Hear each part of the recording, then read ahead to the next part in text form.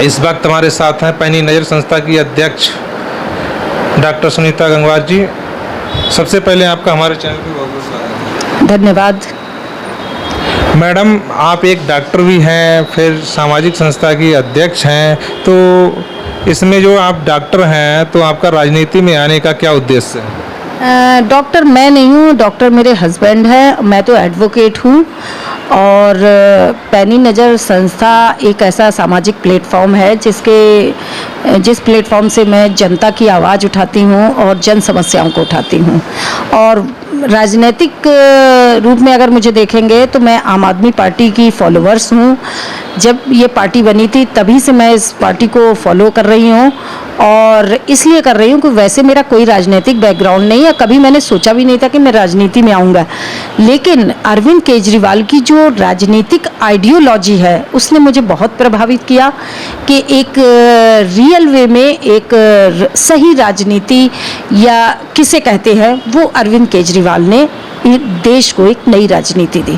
तो उससे प्रभावित होकर मैंने आम आदमी पार्टी को ज्वाइन किया और लगभग मुझे इस पार्टी में 10 साल हो चुके हैं और इस वक्त मैं रुहेलखंड प्रांत की उपाध्यक्ष हूँ।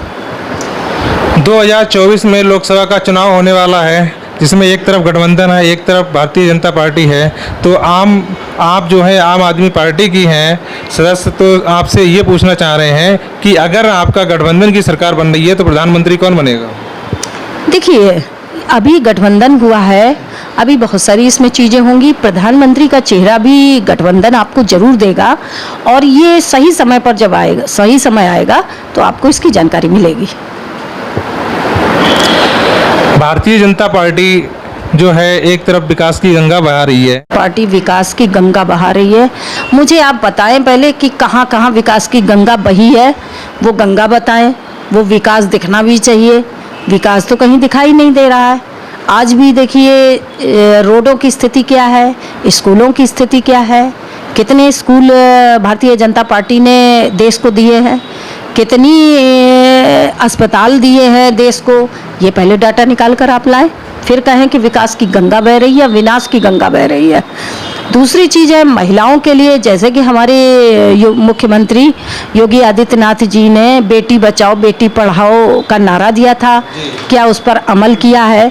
मैं भी एक महिला हूँ और इस बात को बेहतर समझ सकती हूँ कि कितनी महिलाएं आज यहाँ सुरक्षित हैं।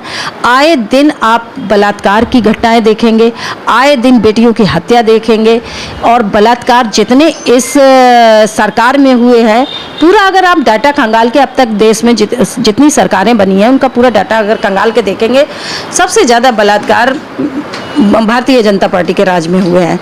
तो और इसमें सबसे बड़ी बात है कि इसमें छोटी छोटी बच्चियों को बहुत सताया गया है। बहुत ज़्यादा ऐसी घटनाएं हुई हैं कि जिनको कहते हुए भी शर्म आती है। तो ये तो बिल्कुल झूठा हो चुका है कि बेटी बचाओ बेटी पढ़ाओ की पूरी तरह से सरकार में धज्जियाँ उड़ी हैं। अब चाहे इनके कंट्रोल में प्रशासन नहीं है या ये खुद नहीं चाहते हैं कि एक केवल नारा दिया है उस पर ये खुद अमल नहीं कर रहे हैं, ये तो यही बेहतर जानते होंगे। जो नारी सुरक्षा को लेकर पहले की सरकार की अपेक्षा इस सरकार में क्राइम कम हुआ है या बढ़ा है? नहीं, इस सरकार में क्राइम बढ़ा है और ये बढ़ा आपको इसलिए बता रही हूँ कि आए दिन आप सोशल मीडिया पे देख रहे हैं। अच्छा, इस सरकार में बीजेपी सरकार की सबसे बड़ी खासियत ये रही है कि ये क्राइम को दबाते हैं, ये मीडिया में उसे जाने नहीं देते हैं, पता नहीं लगना चाहिए, जितना दबा सको उतना दबा दो, लेकिन फिर भी सच्चाई को कहाँ तक छुपाओगे और वो दर्द वो पीड़ा निकल कर बाहर आ ही जाती है। आप किसी को कितना सेट करने की कोशिश करो, अपराधों को दबाने से अपराध नहीं कम होते हैं, अपराधों को कम करने से अपराध कम होते हैं। अगर आप एक गुड गवर्नेंस अपने आप को कहते हो तो आपको इन अपराधों पर लगाम लगानी चाहिए और अपने प्रशासन को टाइट करना चाहिए, अपने नेताओं के ऊपर भी लगाम लगानी चाहिए, क्योंकि ज़्यादातर आपराधिक मामलों में कई देखते हैं आप भारतीय जनता पार्टी के ही लोग होते हैं। तो इसलिए अपराधीकरण तो ये खुद कर रहे हैं, तो ये कैसे अपराध पे लगाम लगा सकते हैं? तो अपराध जो है ये छुपाते हैं, अपराध कम नहीं किए इन्होंने। देखिए, अब उनकी पार्टी है तो वो तो उन्हें तो अपनी पार्टी की हमेशा तारीफ ही करनी है। इतनी बड़ी बड़ी घटनाएं हो गई। अभी मैं मणिपुर पर बात करूंगी। मणिपुर में जिस तरह महिलाओं को नग्न करके घुमाया गया है, क्या भारतीय जनता पार्टी की किसी महिला नेता ने उस पर कोई एक शब्द बोला है? सबने ऐसी खामोशी ओढ़ ली कि जैसे कुछ हुआ ही नहीं। सबसे अच्छा फंडा इनका है कि खामोश हो जाओ। बड़े शर्म की बात है कि एक महिला होते हुए आप इतनी असंवेदनशील हो सकती हैं, चाहे वो भारतीय जनता पार्टी की विधायक हों, सांसद हों, मंत्री हो, लेकिन सबने खामोशी। इससे बड़ा और क्या तमाशा देखना चाहेंगे? महाभारत में तो एक द्रौपदी का चीर हरण हुआ था, यहाँ तो न जाने कितनी द्रौपदियों का चीर हरण हो गया और सरकार तमाशा देख रही है। और आज भी मणिपुर जल रहा है, कोई एक्शन नहीं सरकार का। किस चीज़ पर ये लोग कहती हैं कि हम नारियों को सुरक्षा दें? सिर्फ अपने मुंह से तारीफ कर लेना नहीं होता है, जब जनता आपकी तारीफ करे तो तारीफ है। ये अभी मैंने आपका हाल ही में देखा था कि आपने टोल प्लाजा को लेकर एक धरना प्रदर्शन किया था, तो आपकी नज़र में टोल प्लाजा बना है वो गलत है या सही है? देखिए, मेरी नज़र में नहीं, कोई भी उस रोड से गुजरने वाला बता देगा कि ये टोल प्लाजा कितना गलत है, क्योंकि ये रोड बन रहा था। पहली बात, पीलीभीत से बरेली तक का मात्र 50 किलोमीटर का रोड है और ये इसे हाईवे किस हिसाब से कहते हैं ये मेरी आज तक समझ में नहीं आया, क्योंकि ये 2 जिलों को जोड़ रहा है ये रोड। और इस 50 किलोमीटर का रोड बस्ती का रोड है, घनी बस्ती है इसके ऊपर। तो आप एक लिंक रोड को टोल रोड कैसे बना सकते हो? और फिर उस रोड पर क्या टोल के मानकों को इन्होंने पूरा किया है? क्या रोड उस हिसाब से बिल्कुल स्मूथ रोड है, उस पर कोई गड्ढा विहीन रोड है, सकरी पुलियाँ नहीं है, टूटी पुलियाँ नहीं है? अगर ये सारी चीज़ें मानकों को पूरा, पहली बात 50 किलोमीटर पर टोल नहीं होता है और 50 किलोमीटर पर टोल बनाकर उसी मानक की धज्जी उड़ा रहे हैं। फिर उसके बाद सकरी पुलियाओं पर आ जाइए, आज भी उसमें ऐसी ऐसी सकरी पुलियाँ हैं कि दूसरा वाहन निकलना मुश्किल हो जाता है। फिर उस पर टूटी पुलियाओं की बात करें तो वो भी मिलेंगी आपको, गड्ढे भी मिलेंगे। तो भाई किस हिसाब से टोल बना रहे हैं, ये तो आज तक मेरी समझ में नहीं आया और ना ही इस पर कोई बात करने को तैयार है। कोई नेता इस पर नहीं है। यहाँ बीजेपी के नेता मौजूद है, पूरे सांसद है, विधायक है, इतने विधायक हैं, ये सब बैठे टोल बनवा रहे हैं। और उसके बाद ये जनता के ऊपर जो आर्थिक बोझ डाला जा रहा है, ये बिल्कुल ही समझे कहना चाहिए सरकारी डकैती है। एक तरफ जनता का आरोप ये भी है कि अगर जो टोल प्लाजा गलत है तो आपने अब ये मुद्दा उठाया, जब टोल प्लाजा बन रहा था उस समय आपने मुद्दा क्यों नहीं उठाया था? बहुत बढ़िया बात कही आपने कि एक चीज़ बताएं, मैंने इस रोड पर एक धरना दिया था कलापुर के पास, रिटौरा के पास, जो पुलिया थी, सकरी पुलिया, जिस पे 135 मौतें हुई थी। तो लंबे समय से उस पर मैंने संघर्ष करके तब वो पुलिया का निर्माण करा पाई। वो पुलिया का उस बीच में NHAI ने हमें लिख कर दिया था कि सारी पुलियों को चौड़ा किया जाएगा। हम उसी चीज़ का इंतज़ार कर रहे थे कि शायद आप रोड को चौड़ा करेंगे, रोड अच्छा बनाएंगे कि अगर हमारा 30 मिनट का रास्ता है तो 30 मिनट का रास्ता हमारा 20 मिनट का ही रास्ता हो जाएगा। उस इंतज़ार में मैंने टोल का, लोगों ने विरोध नहीं किया। लोगों को ये उम्मीद थी कि ये रोड टोल रोड बनेगा। पहले टोल से नहीं, आदमी रोड को देख रहा था कि रोड अच्छा किया जाएगा, लेकिन जब टोल बनाकर खड़ा कर दिया, उसको चालू भी कर दिया, तब ये बनता है कि मैंने ये सवाल पूछा कि अगर आपने रोड बनाया है तो रोड पहले अच्छा करिए, उसके बाद टोल लगाइए। लेकिन इन्होंने नहीं, रोड नहीं अच्छा किया तो विरोध होगा ही, बिल्कुल विरोध होगा ये। और मैं कोई अकेली विरोध नहीं कर रही हूँ, सारे लोग इस पर विरोध कर रहे हैं। हर टोल देकर जो व्यक्ति जा रहा है, जिसकी जेब कट रही है, वो यहाँ से आहत होकर जा रहा है कि ये बिल्कुल टोल गलत है। टोल जो आपने जैसे उस दिन धरना प्रदर्शन दिया था, तो आपके लिए लग रहा है कि इस टोल में कोई समाधान किया जाएगा?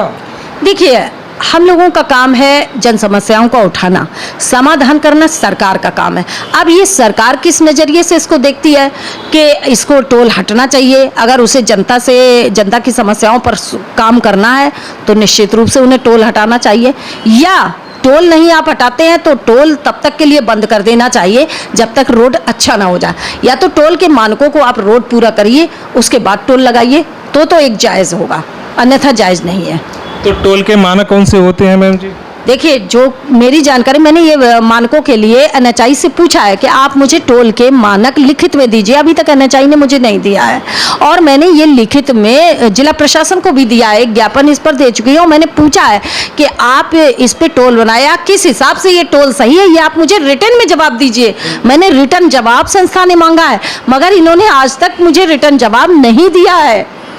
क्यों नहीं दिया है? अगर ये टोल के मानक को पूरा कर रहा है तो निश्चित रूप से ये मुझे जवाब देते। इसका मतलब है कि ये टोल के मानक को नहीं पूरा कर रहा है, तभी ये जवाब नहीं दे रहा। बाकी तो सबके पास आईक्यू है, लोग चल रहे हैं, उसको देखने के लिए मुझे कहीं और से जानकारी की जरूरत थोड़ी है। वो तो मैं स्वयं भी देख रही हूँ, कितने गड्ढे हैं, कितनी सकरी पुलियाँ, कितने एक्सीडेंट इस पर हो रहे हैं। तो ये मानक तो सबको दिखाई दे रहा है, इसके लिए हमें किसी और की नज़र से देखने की आवश्यकता नहीं है। और फिर रिटर्न जवाब तो मैंने मांगा है, वो मिला नहीं अभी तक। तो जो गड्ढा रोडों को लेकर बात कर रहे हैं, तो बताया जा रहा है कि भाजपा सरकार में जितने रोड पड़े हैं, इतने किसी सरकार में आज तक रोड ही नहीं पड़े हैं, और जितने पुल इसमें बने हैं इससे ज़्यादा पुल भी नहीं बने हैं। इस पर आप क्या कहना चाहेंगे? जितने भाजपा सरकार के बनाए हुए पुल गिरे हैं, इतने पहले भी तो नहीं गिरे थे।